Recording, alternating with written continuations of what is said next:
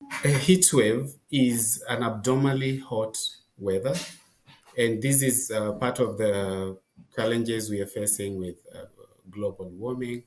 And the risks associated with it is that it can cause severe dehydration, which can even lead to death. The people who are most vulnerable to heat related illnesses are the vulnerable people in our societies, mostly the elderly, or rather the older adults, and children. And then people who expose themselves to the outside environments. They could be young, but if you're outside a good portion of the time during a heat wave, you would be most vulnerable. During a heat stroke, people experience different symptoms. Among the common and early symptoms are excessive thirst, having a headache that has no clear reason for the headache, nausea, sweating, and this is abnormally high sweating, and high body temperature as well. And with the excessive thirst, it can get to a level where it leads to severe dehydration. The most effective ways to stay hydrated during a heat wave revolve around drinking adequate fluids, or rather having a lot of fluid intake. And so you need to keep drinking cool water every 15 or 20 minutes or so. Avoid alcohol intake because alcohol dehydrates the body further. Stay indoors by ensuring that you are in a cooler place, because most of the heat waves affect people who are outside.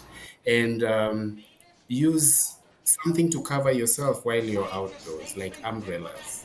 The advice I would have for viewers during heat waves is, number one, ensure that you stay indoors as much as possible.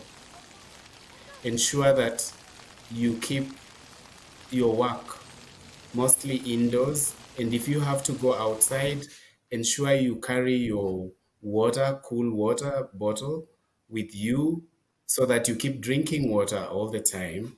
And also ensure that any children, they are safe by being kept indoors all the time. Majority of governments during heat waves also reduce the exposure by closing schools or reducing the work hours that people go to work.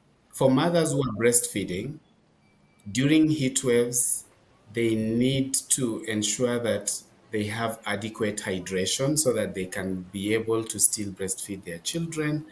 They need to consistently drink water, and there are also other liquids that you can take.